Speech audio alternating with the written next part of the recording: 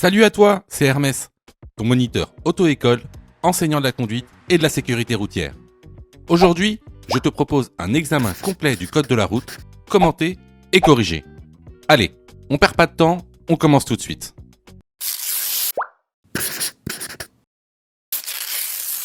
Question numéro 1. Je suis dans la voie de droite. Je suis bien placé pour tourner à gauche à l'intersection. Oui, réponse A. Non, réponse B.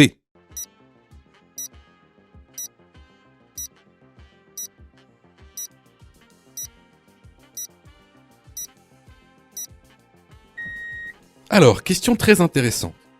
Regarde le marquage au sol. La voie de gauche est délimitée par une ligne épaisse discontinue.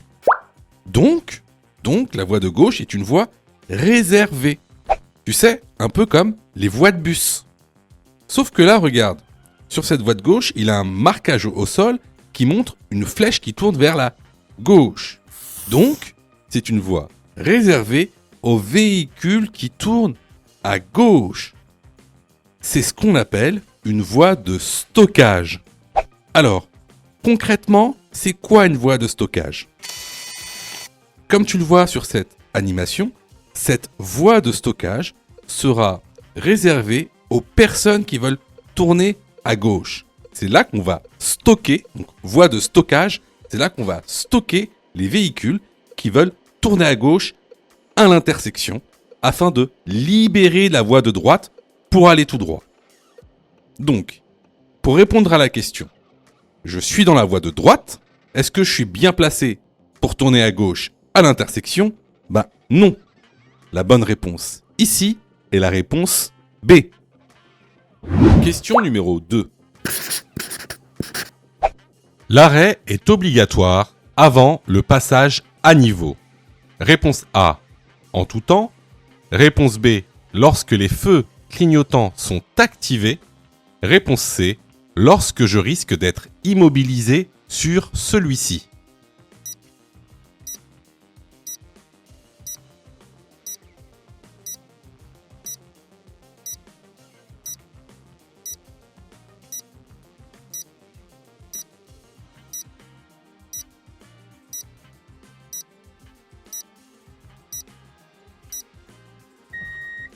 Alors, lorsque vous allez vous engager sur un passage à niveau, il y a 3 cas généraux qui vont se présenter à vous. Le premier cas, la route est dégagée, la circulation n'est pas bloquée. Dans ce cas-là, vous n'êtes pas obligé de marquer l'arrêt. Le deuxième cas, c'est lorsque le feu clignotant est activé. Dans ce cas-là, vous serez obligé de marquer l'arrêt au passage à niveau. Et enfin, le troisième cas, c'est si la circulation est bloquée. Donc s'il y a des voitures immobilisées, alors dans ce cas-là, il faudra s'arrêter avant de franchir le passage à niveau, au cas où les clignotants se mettraient à sonner. Donc ici, les bonnes réponses sont les réponses B et C. Question numéro 3. Ce véhicule transporte des matières interdites. Oui, réponse A. Non, réponse B. Dangereuses. Oui, réponse C. Non, réponse D.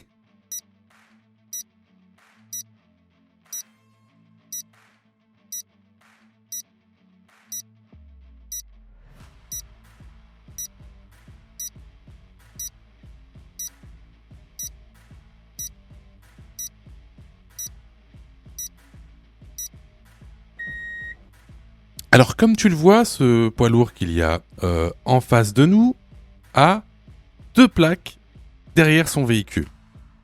Tout d'abord, la plaque de gauche, orange, et la plaque de droite, sous forme losange, est verte. Que signifient ces plaques ? Alors, tout d'abord, la carte orange. Cette plaque orange s'appelle plaque code de danger. Il indique que ce véhicule transporte des matières dangereuses. Alors si tu remarques bien, cette plaque est composée de 2 rectangles. Le rectangle du haut qu'on appelle code de danger. Par exemple, matière inflammable. Voilà, c'est le code de danger si la matière, par exemple, est inflammable. Et en dessous, on appelle ça le code matière. C'est-à-dire le nom de la matière. Par exemple, je sais pas moi, de l'uranium. Hein. Ensuite, la plaque losange. La plaque losange, elle s'appelle la plaque symbole de danger. Elle représente le symbole qui est donné au danger. Il faut savoir que ces symboles sont catégorisés par classe. Et il existe plusieurs classes de symboles de danger. Ici, par exemple, tu peux voir la fiche qui répertorie ces classes.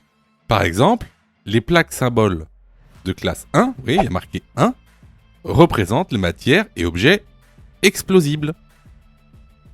Les plaques symboles de classe 3 représentent les liquides inflammables. Et tu vois, il y a marqué un petit 3 en dessous. Les plaques symboles de classe 5 et qui correspondent aux produits qui favorisent l'incendie. Tu vois, il y a marqué 5 en dessous. Les plaques symboles de classe 7 qui représentent les matières radioactives. Ici, par exemple, dans notre cas, on a un losange vert avec un numéro 2 en dessous, qui représente les gaz, notamment. Ici, les gaz non inflammables et non toxiques. Donc, ici, est-ce que ce véhicule transporte des matières interdites ? Bah non, si c'était interdit, il ne pourrait pas les transporter. Ce sont des matières régulées. Est-ce qu'il transporte des matières dangereuses ? Bah oui, parce qu'il a il a deux plaques, une plaque code de danger et une plaque symbole de danger. Donc il transporte bien des marchandises dangereuses. Les bonnes réponses ici sont les réponses B et C. Question numéro 4.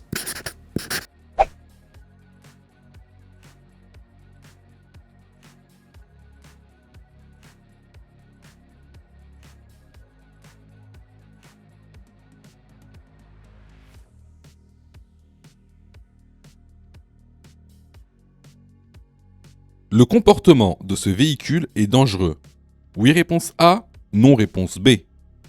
Je le dépasse par la droite. Oui, réponse C.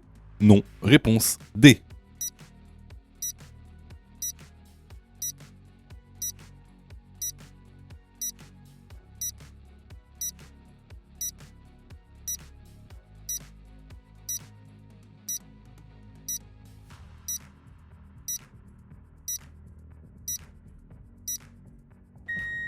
Alors, est-ce que le comportement de ce véhicule est dangereux ? Vous avez bien vu, le véhicule fait demi-tour et il passe très proche des piétons qui sont sur les places de parking. D'ailleurs, les piétons se décalent. Donc, est-ce qu'il a un comportement dangereux ? Oui, il a vraiment un comportement dangereux. À la question, est-ce que je le dépasse par la droite ? Il faut savoir qu'il est totalement interdit de dépasser par la droite, même en agglomération. Donc, les bonnes réponses ici vont être les réponses A et D. Question numéro 5. La voie de droite est réservée aux bus et aux cyclistes. Oui, réponse A. Non, réponse B.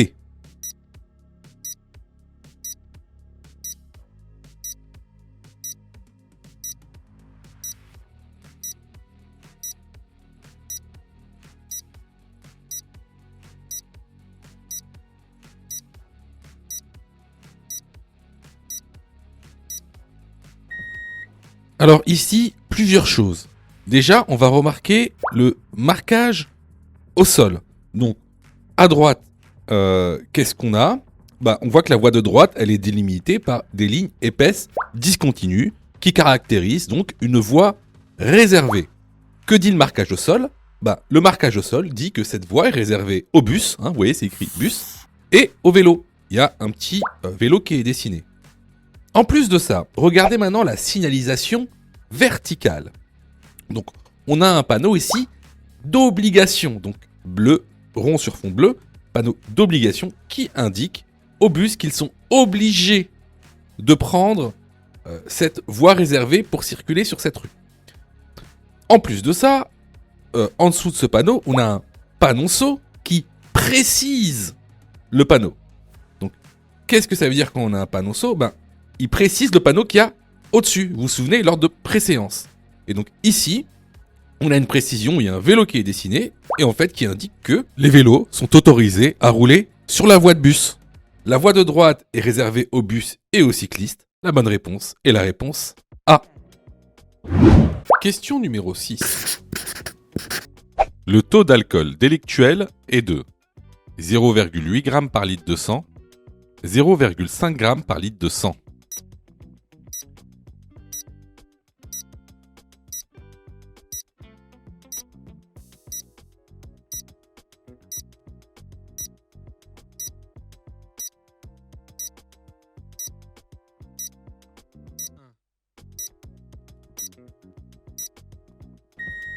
Comme le montre le document que vous retrouverez dans la plateforme pédagogique, le taux d'alcool délictuel, que vous soyez en probatoire ou non, est de 0,8 g par litre de sang. Donc, le taux délictuel est le même pour tous. C'est le taux contraventionnel qui change. Donc, si vous ne savez pas ce que c'est qu'une contravention et un délit, vous ne savez pas la différence, je vous conseille vraiment d'aller dans l'information. Parce que ces questions sont récurrentes lors de l'examen du code de la route. La bonne réponse ici est la réponse A. Question numéro 7. Je m'engage dans un sens giratoire. Je passe avant le véhicule gris à gauche. Oui, réponse A. Non, réponse B.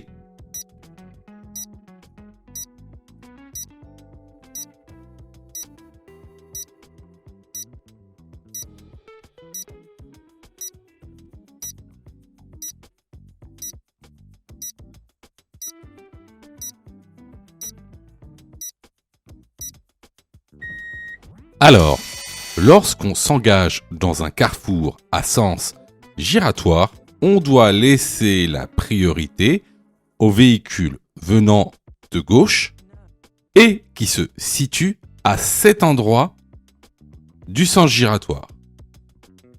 Une fois qu'il n'y a plus personne à cet endroit, vous pouvez alors vous engager. La bonne réponse ici est la réponse B. Question numéro 8. Si je suis fatigué, réponse A, j'augmente mes distances de sécurité. Réponse B, je m'arrête dès que possible. Réponse C, j'augmente mon allure pour arriver plus vite à destination.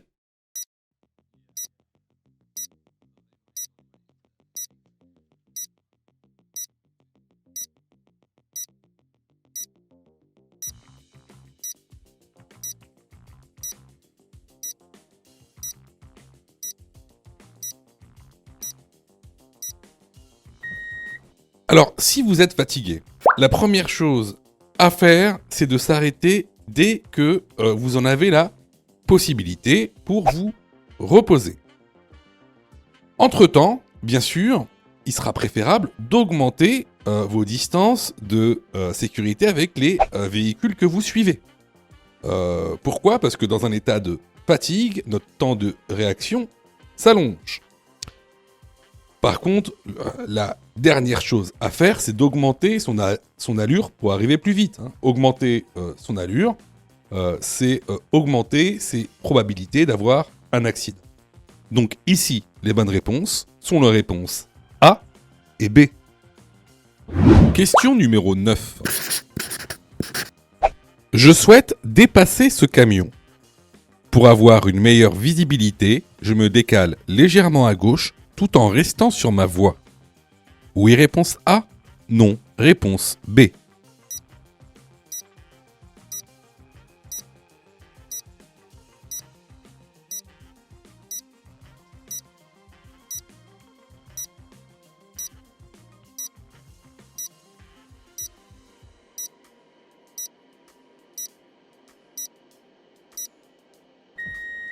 Alors, on va voir ça directement sur une animation. Alors, là, vous voyez bien, on est sur notre voie, mais à droite. Et vous voyez bien en fait qu'on a un manque de visibilité sur ce qui se passe devant. On a en fait un champ visuel qui est réduit notamment par la présence du camion. Si on se décale un tout petit peu à gauche, sans bien sûr empiéter sur l'autre voie, hein, on reste sur sa voie, et ben ça va améliorer notre visibilité et on va pouvoir voir plus loin. Donc effectivement, dans ce contexte-là, ce qu'on fait, c'est qu'on va se décaler légèrement à gauche, avoir une bonne visibilité pour pouvoir dépasser ce camion. La bonne réponse ici est la réponse A. Question numéro 10.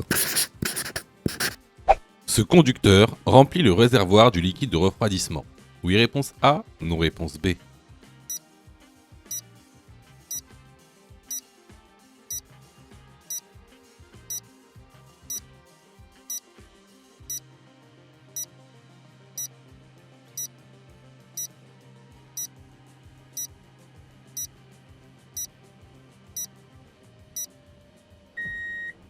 Alors, ici, ce qu'on voit, c'est le réservoir du lave-glace. Donc, le réservoir du lave-glace ressemble à ça, avec un bouchon bleu. Le réservoir du liquide de refroidissement, en fait, c'est un ballon, et en général avec un bouchon noir. Donc ici, la bonne réponse est la réponse B. Question numéro 11. Les forces de l'ordre peuvent contrôler l'alcoolémie d'un conducteur à tout moment. Oui, réponse A, non, réponse B.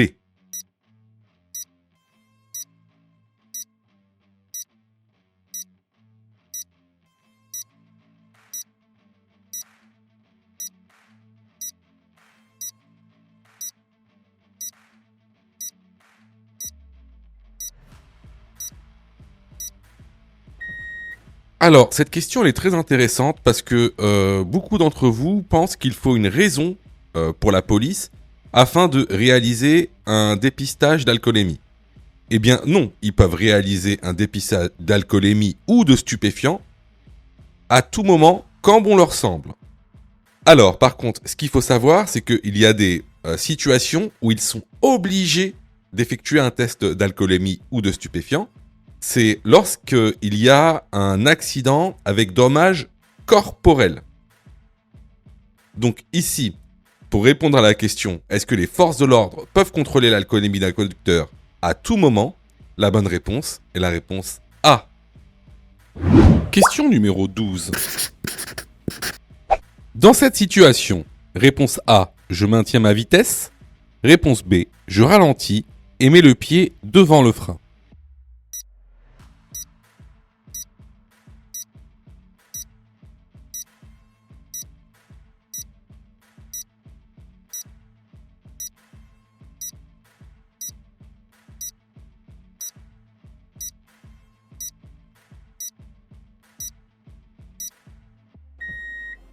Alors ici, on voit bien que les conditions climatiques sont défavorables. Donc il pleut.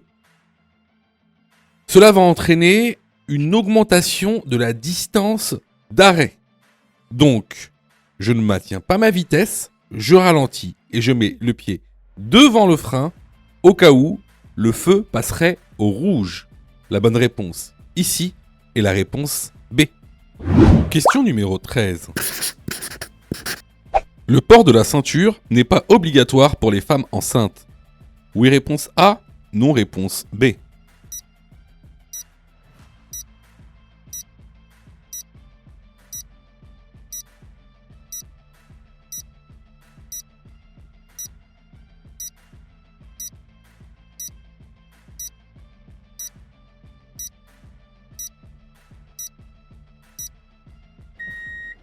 Le port de la ceinture de sécurité dans un véhicule est obligatoire pour tout le monde, même les femmes enceintes.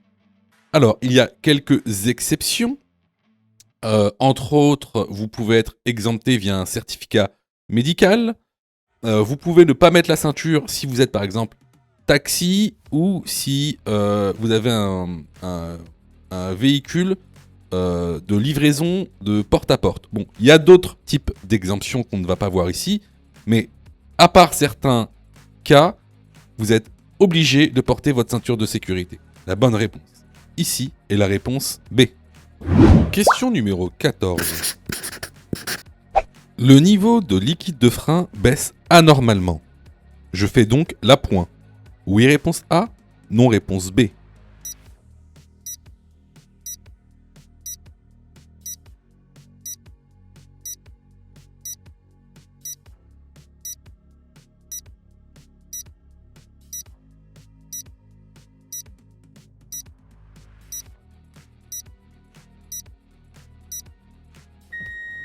Alors, si votre niveau de liquide de frein baisse anormalement, il ne sert à rien de faire l'appoint. Vous avez vraisemblablement une fuite.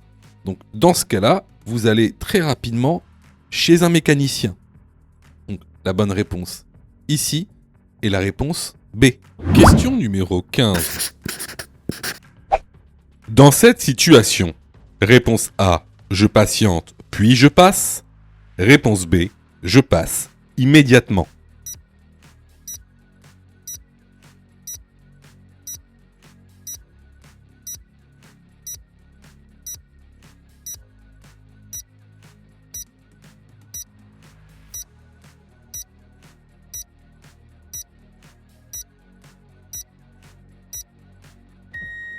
Alors ici, tu vois, il y a deux choses à voir.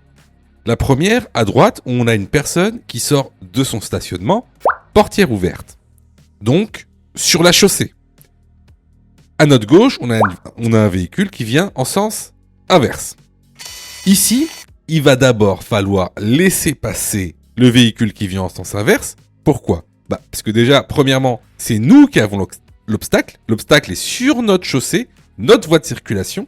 Et aussi, parce que il va falloir laisser un intervalle de sécurité de 1 mètre entre nous et le piéton. Donc ici, on laisse passer le véhicule, puis on dépasse le véhicule stationné en laissant un intervalle de sécurité d'1 mètre.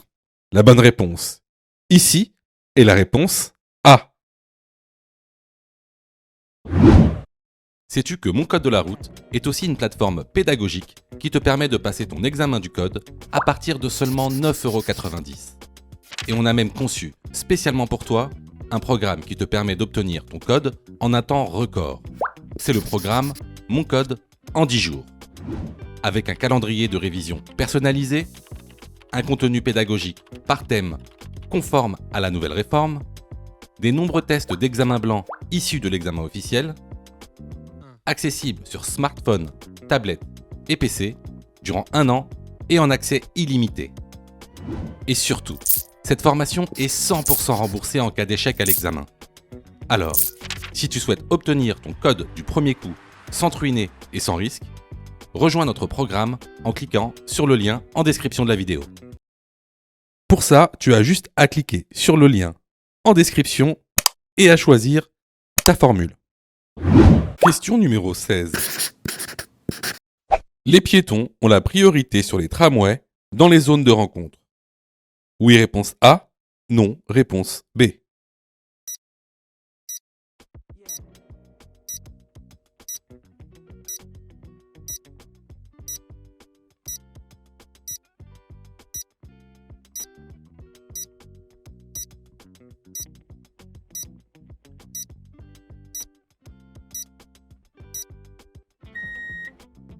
Alors, beaucoup de gens pensent qu'ils ont la priorité dans les zones de rencontre sur tous les véhicules, notamment les tramways, mais c'est faux.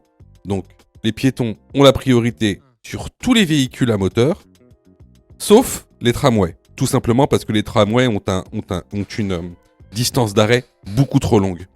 La bonne réponse ici est la réponse B. Question numéro 17. Quels sont les moyens de déplacement non polluants ? Réponse A, le vélo.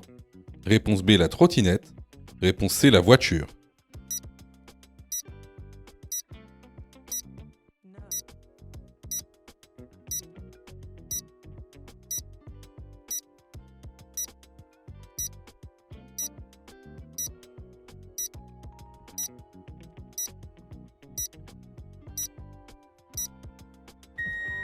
Alors ici, bien sûr, comme moyen de déplacement non polluant, on aura tout d'abord le vélo, et puis la trottinette.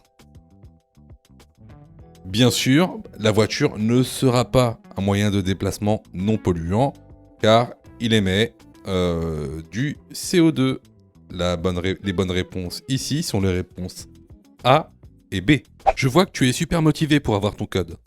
Alors, soutiens la chaîne en t'abonnant et surtout en activant les notifications afin d'être prévenu des dernières vidéos mises en ligne. Question numéro 18. Je suis dans un tunnel. Je peux rouler en... Réponse A, feu diurne. Réponse B, feu de croisement. Réponse C, feu de route.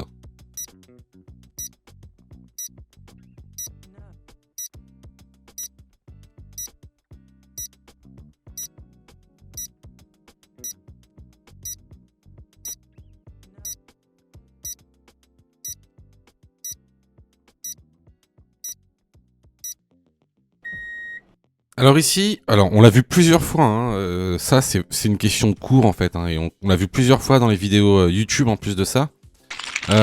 Alors, souvenez-vous, hein, c'est très important. Quand on rentre dans un tunnel, en fait, il y a 3 obligations et interdictions. Alors, lorsqu'on rentre dans un tunnel, on est obligé de rouler en feu de croisement. D'accord ? Il est interdit de faire demi-tour. Et il est interdit de s'arrêter ou de stationner. Voilà, donc ça, c'est les 3 règles implicites quand on rentre dans un tunnel. Donc ici, on pourra pas rouler en feu de route parce que sinon on va éblouir les autres usagers. Les feux diurnes ne seront pas suffisants. Donc ici, la bonne réponse est la réponse B. Je suis dans un tunnel. Je peux rouler en feu de croisement. Question numéro 19. Le motard est en train d'effectuer un virage à gauche. Son corps se déplace donc vers... Réponse A, à gauche. Réponse B, à droite.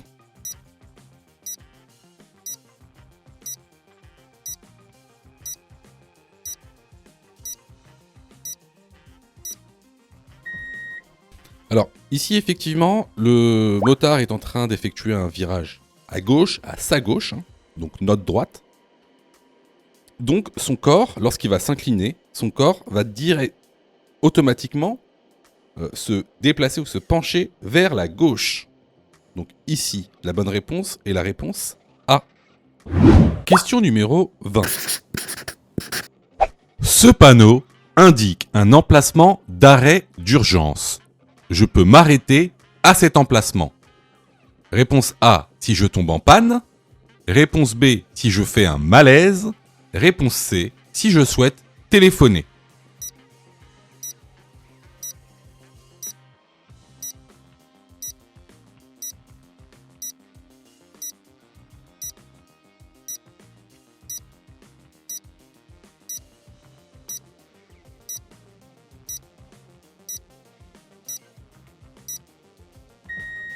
Alors, ce panneau-là, effectivement, c'est ce qu'on appelle un panneau d'emplacement d'arrêt d'urgence. Alors, ça ressemble à quoi un arrêt d'urgence ? Ça ressemble à ça. Hein. Et en général, dans ces emplacements, tu trouveras aussi un poste d'appel d'urgence. Donc, ces panneaux, cet emplacement, comme son nom l'indique, emplacement d'arrêt d'urgence. Donc, c'est pour les urgences.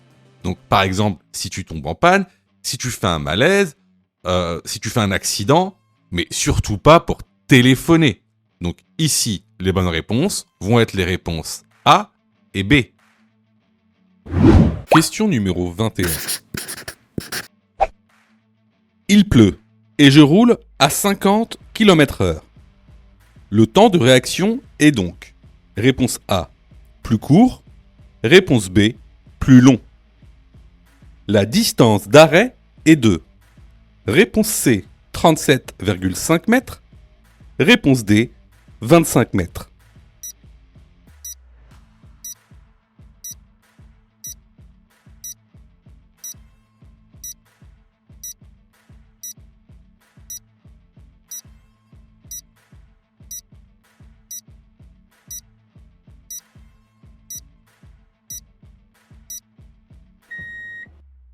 Alors, il faut savoir que les conditions climatiques n'impactent pas sur le temps de réaction.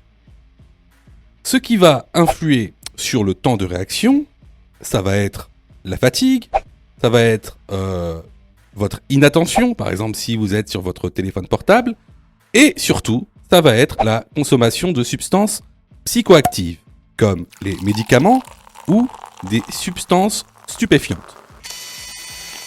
Alors, concernant la distance d'arrêt, alors là, je sais que beaucoup se sont trompés à cette question. Je le sais parce que je suis enseignant de la sécurité routière, et beaucoup d'entre vous, en fait, vous pensez que vous connaissez le code, mais vous connaissez pas le code. Et c'est pour ça d'ailleurs que il y a 40% de taux d'échec. Hein. Alors, ici, il pleut. D'accord ? Donc, il y a une différence entre la distance d'arrêt sur sol sec et la distance d'arrêt sur sol mouillé.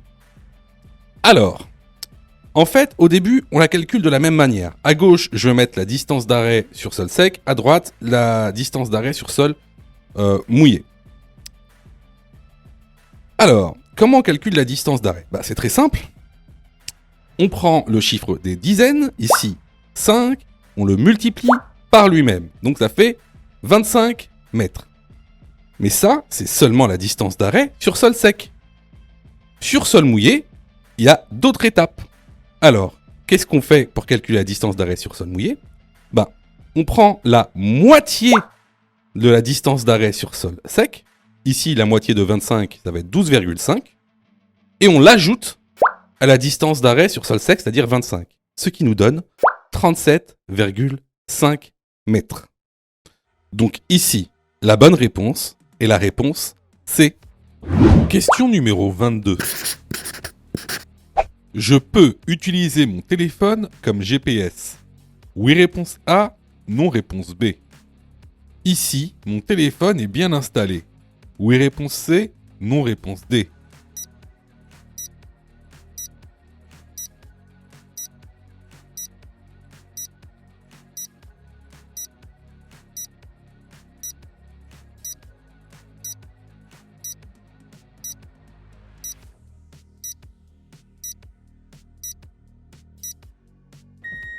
Alors, oui, bien sûr, tu peux utiliser ton téléphone comme GPS à condition de l'avoir réglé avant, avant ton départ. Donc, tu n'as pas le droit de toucher ton téléphone pendant que tu conduis. Hein.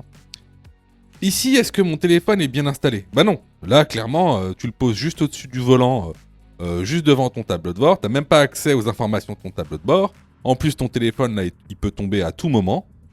Donc il est très mal installé. Donc les bonnes réponses ici sont les réponses A et D.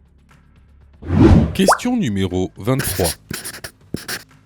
Le bouton entouré en jaune indique l'air conditionné. Oui, réponse A. Non, réponse B.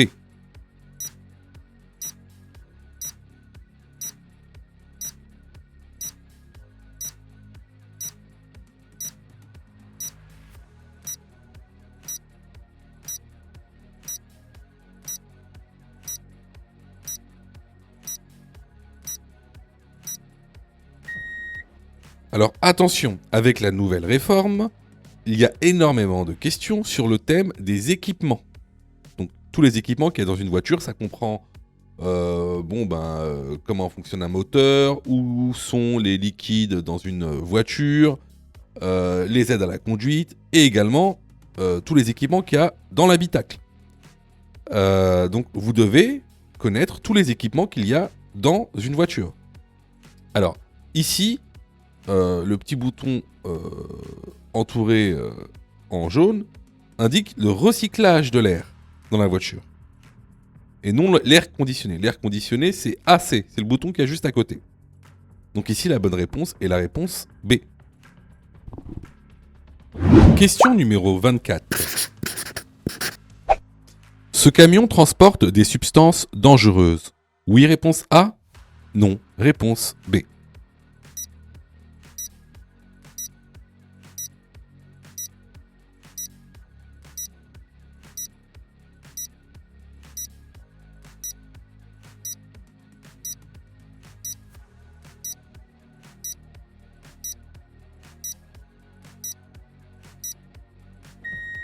Alors, tu vois juste à droite la plaque sur le camion.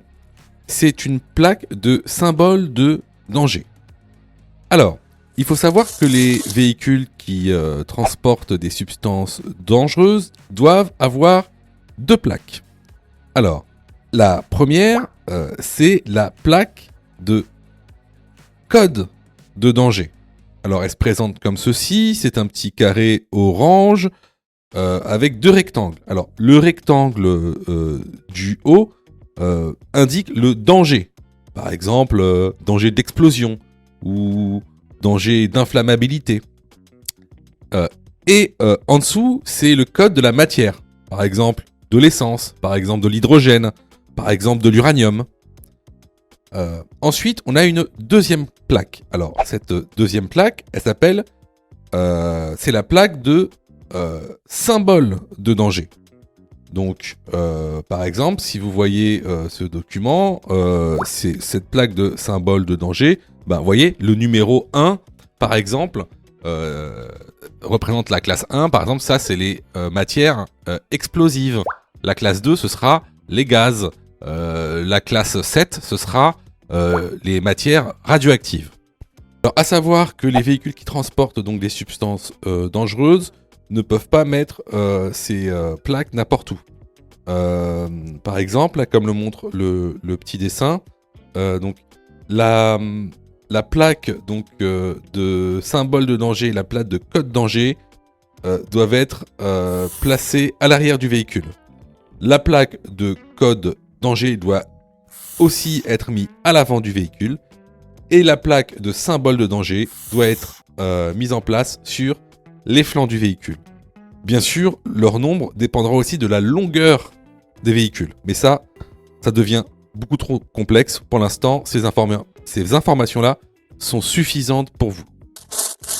Donc ici, pour répondre à la question, est-ce que ce camion transporte des substances dangereuses ? Bah, la réponse est la réponse A. Les vidéos sont totalement gratuites, donc abonne-toi pour aider la chaîne et surtout, active les notifications pour être prévenu des dernières vidéos et avoir ton code beaucoup plus rapidement. Question numéro 25.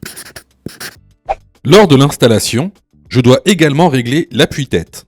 Oui, réponse A, non, réponse B.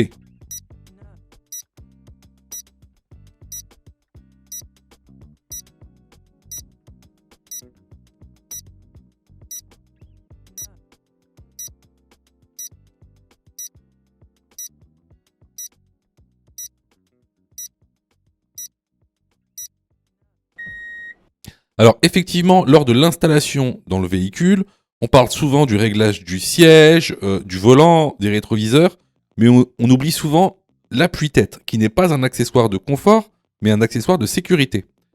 Donc ici, lorsque je m'installe, je dois régler l'appui-tête au niveau de ma tête par rapport à ma taille. La bonne réponse ici est la réponse A. Question numéro 26. J'ai la priorité à la prochaine intersection. Oui, réponse A. Non, réponse B.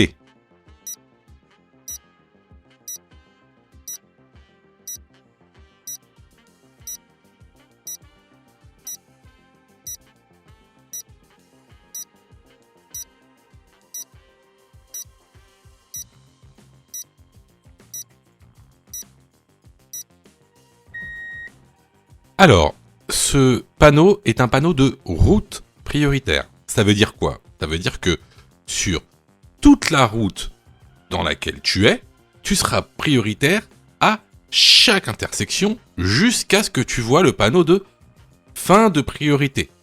Donc, à la prochaine intersection, tu seras prioritaire. La bonne réponse ici est la réponse A. Question numéro 27. Je tourne à gauche, tout comme le véhicule en face. Je le croise en le contournant. Oui, réponse A. Non, réponse B. Je le croise en lui faisant face. Oui, réponse C. Non, réponse D.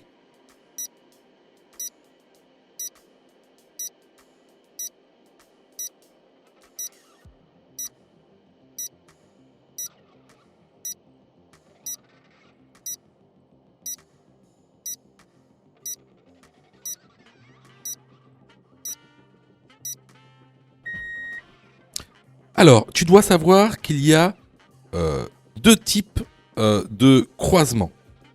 Il y a ce qu'on appelle le croisement en contournement et le croisement à l'indonésienne. Alors, en général, dans la plupart des cas, on va se croiser en se contournant. Donc, comme le montre la petite animation.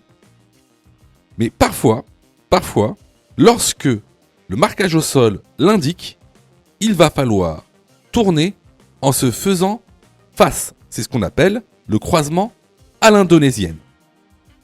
Donc ici, dans notre cas, il n'y a pas de marquage au sol qui indique un croisement à l'indonésienne. Alors, je croise par contournement. La bonne réponse ici sont les réponses A et D. Alors, vous voyez, il y a beaucoup de gens, en fait, je sais, je sais que vous vous êtes trompés. Enfin, beaucoup d'entre vous se sont trompés. Je sais que vous passez beaucoup de temps à réviser votre code. Je le sais. Sûrement que même vous avez une application gratuite. Mais vous savez, les applications gratuites, si c'est gratuit, ne pensez pas que vous allez avoir de la qualité. D'accord ? Ne pensez pas ça. C'est pas pour rien qu'il y a 40% de taux d'échec. Quasiment la moitié des gens qui regardent cette vidéo vont rater leur code. Pas parce qu'ils n'ont pas travaillé, pas parce qu'ils sont nuls, parce que vous avez été mal formés.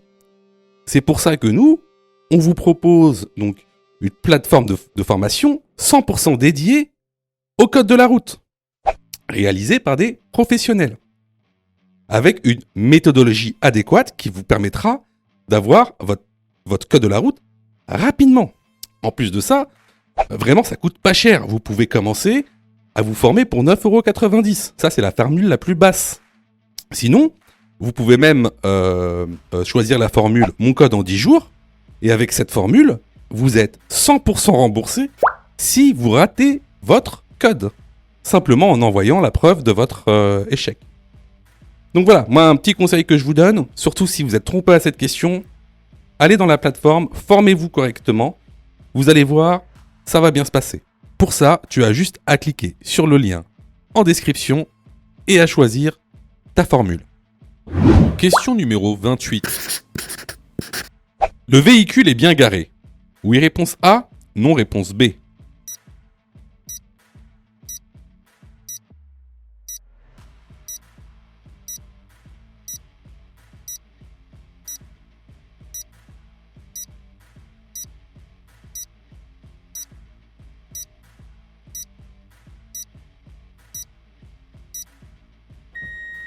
Alors, ça va paraître bizarre pour certains, mais en fait, le véhicule est même très bien garé.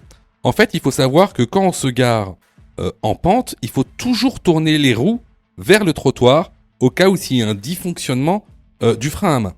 Donc la bonne réponse ici est la réponse A. Question numéro 29. Je suis en probatoire. La vitesse maximale autorisée est de A 100 km/h, B 80 km/h, C 90 km/h, D 110 km/h.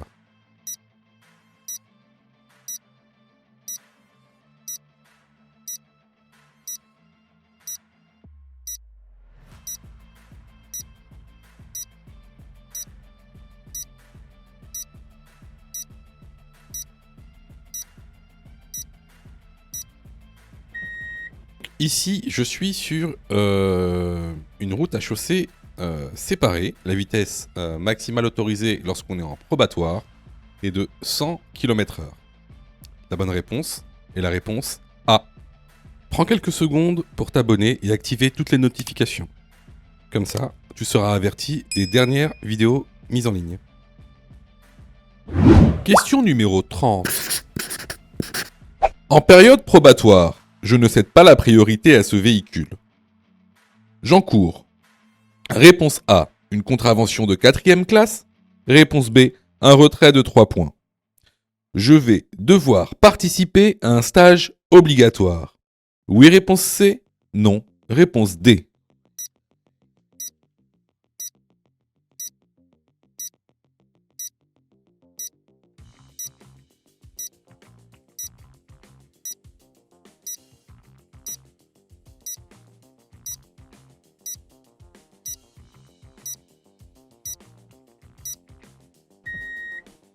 Alors, si vous refusez, comme ici, la priorité à droite à ce véhicule rouge, écoutez, vous encourez, donc c'est une contravention de 4e classe, et vous encourez un retrait de 4 points, et non 3 points, c'est 4 points. Est-ce que je vais devoir participer à un stage obligatoire ? Étant donné que tu es en période probatoire, si tu fais une infraction où tu perds 3 points ou plus d'un coup, alors tu es obligé de participer à un stage obligatoire. Donc ici, les bonnes réponses sont les réponses A et C. Question numéro 31.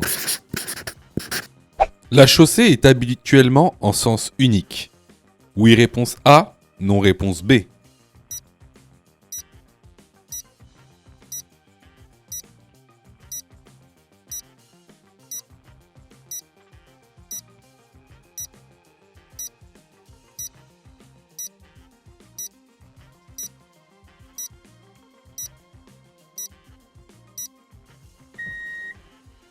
Alors là, on voit qu'on est dans une chaussée avec des travaux et comme le panneau jaune le montre, à double sens. Mais habituellement, regardez encore sur le côté gauche, on a une ligne blanche. Donc habituellement, cette route était en sens unique. Donc la bonne réponse ici, c'est la réponse A. Question numéro 32. Après ce panneau, la vitesse est limitée à réponse A, 70 km/h, réponse B, 80 km/h. Après le panneau, je peux rouler à la vitesse maximale autorisée. Oui, réponse C, non, réponse D.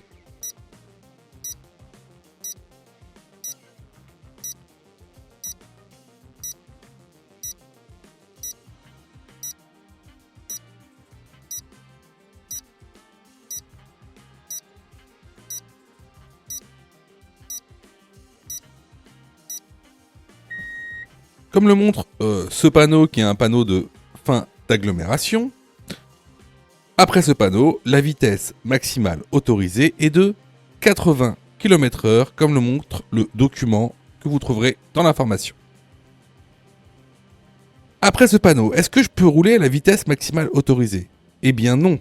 Pourquoi ? Parce que la chaussée ne permet pas de rouler à cette vitesse maximale autorisée. Vous voyez bien qu'il y a du verglas. Les bonnes réponses ici sont les réponses B et D. Question numéro 33. Je roule à 100 km/h. La distance d'arrêt est de réponse A, 100 mètres. Réponse B, 60 mètres.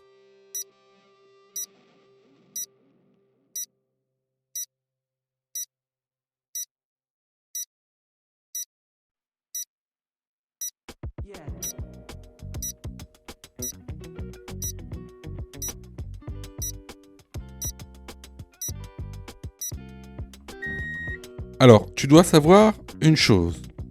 Pour passer l'examen du code de la route, tu dois savoir calculer différents types de distances.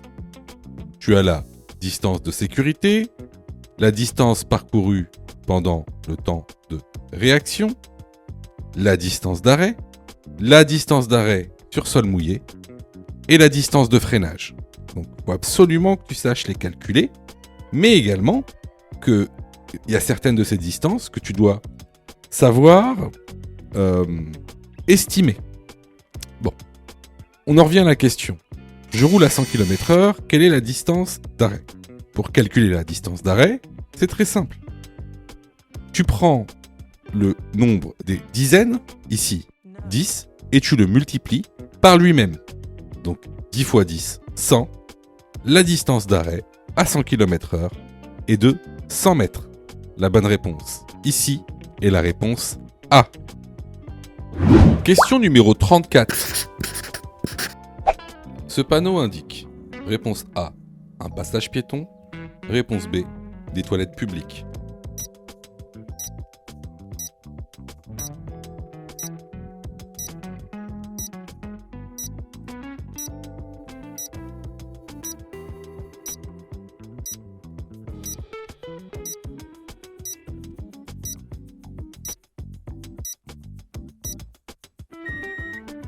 La bonne réponse est la réponse B. Question numéro 35. Question numéro 12. Une conduite supervisée permet d'avoir une période probatoire de 3 ans, réponse A, 2 ans, réponse B, 1 an, réponse C.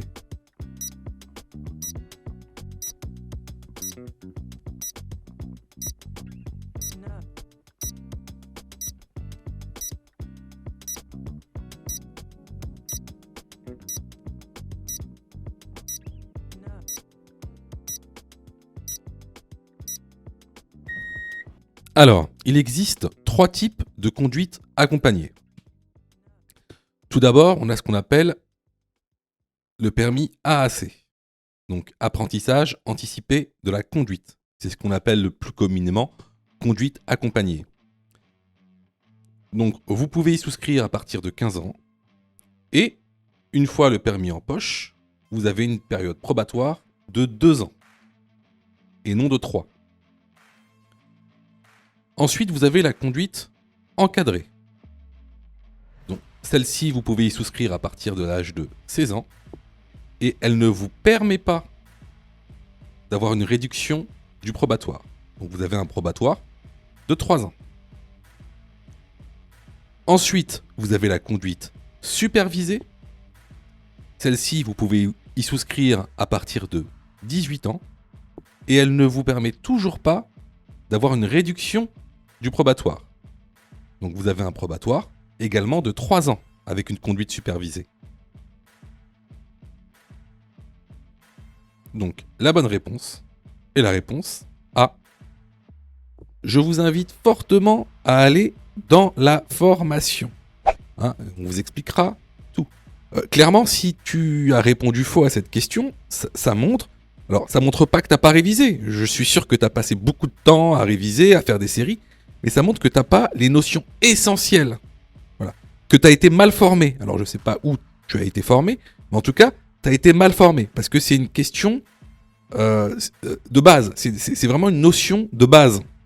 Et puis, c'est bête de ne pas vouloir te former parce que, par exemple, nous, on a mis en place une plateforme où tu peux te former à partir de 9,90 €. 9,90 € pour être formé correctement. En plus, si tu choisis de prendre la formule Mon code en 10 jours pour avoir ton code plus rapidement, tu es remboursé à 100% si tu échoues à ton examen. Juste en montrant ta preuve d'échec. Voilà.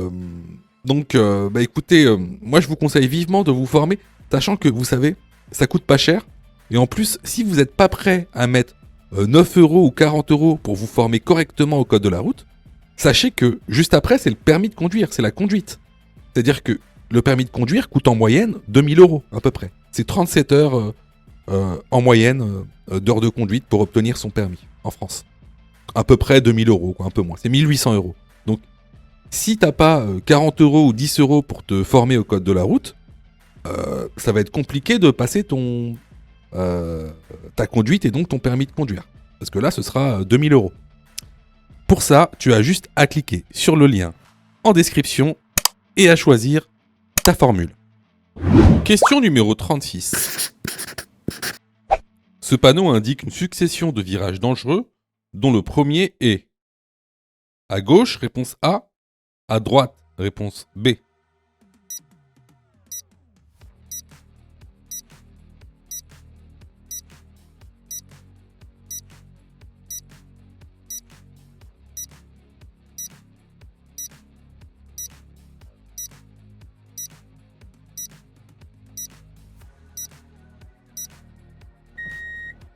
Ce panneau indique une succession de virages dangereux dont le premier est à droite. La bonne réponse est la réponse B. Question numéro 37. En cas de vent violent, le manche à air sera comme réponse A en A, réponse B en B, réponse C en C.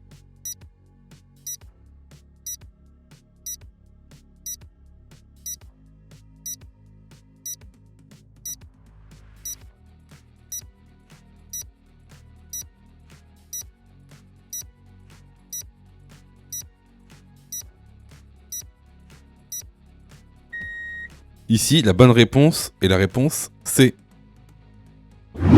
Question numéro 38.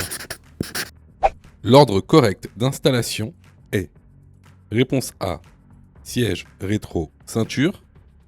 Réponse B, ceinture, rétro, siège.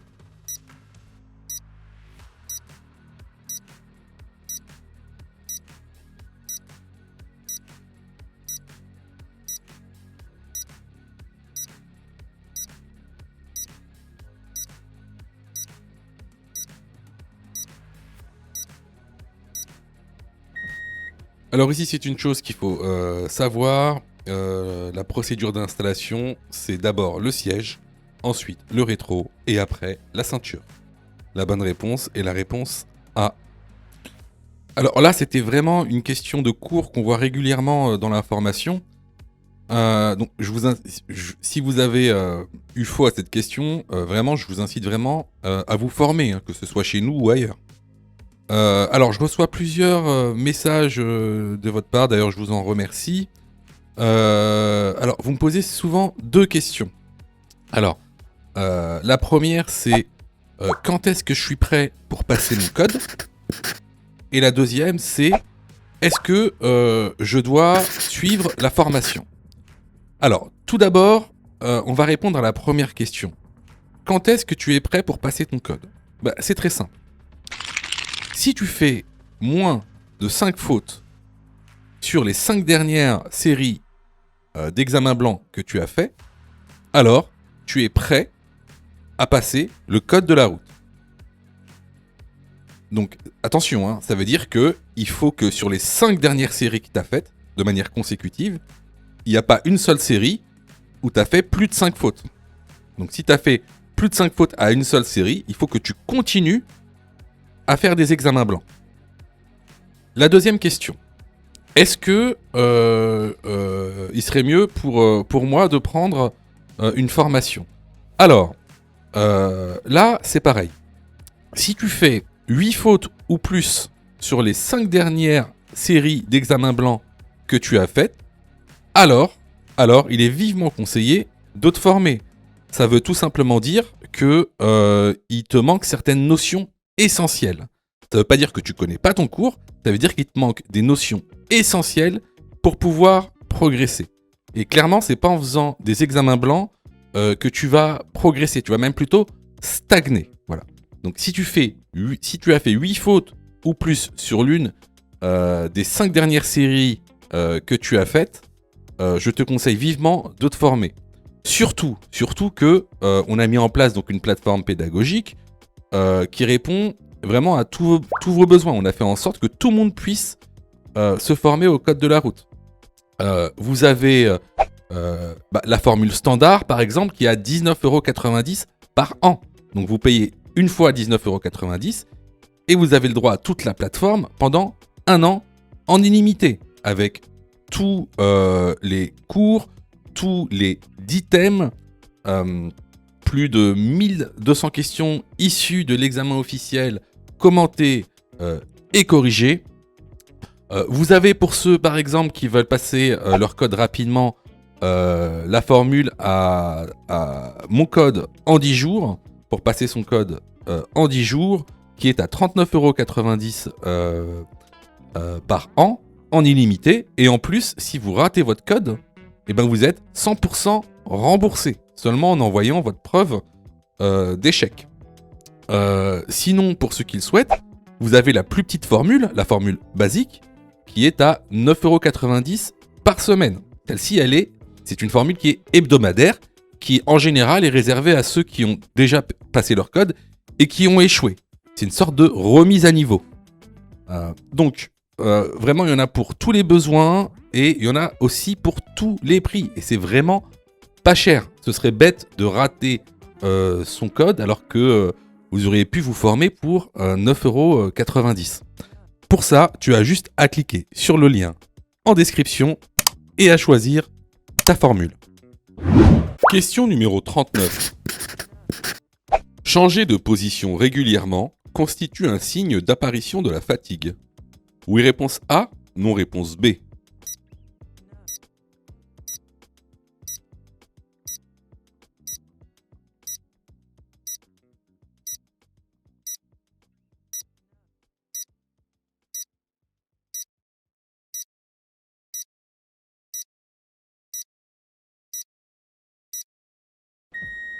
Alors, comme le montre le document que vous trouverez dans la formation, effectivement, il y a plusieurs signes de fatigue.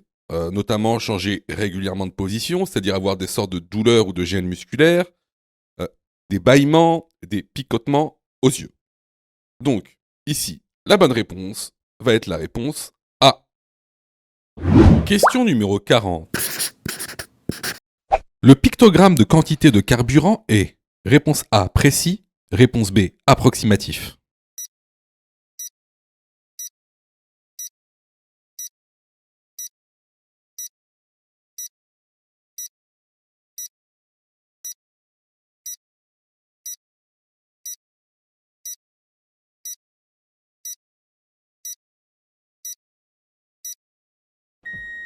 Alors il faut que tu saches que le pictogramme qui montre la quantité de carburant est juste là à titre indicatif. Donc dès qu'il s'allume, il faut aller remettre du carburant. Ici la bonne réponse est la réponse B.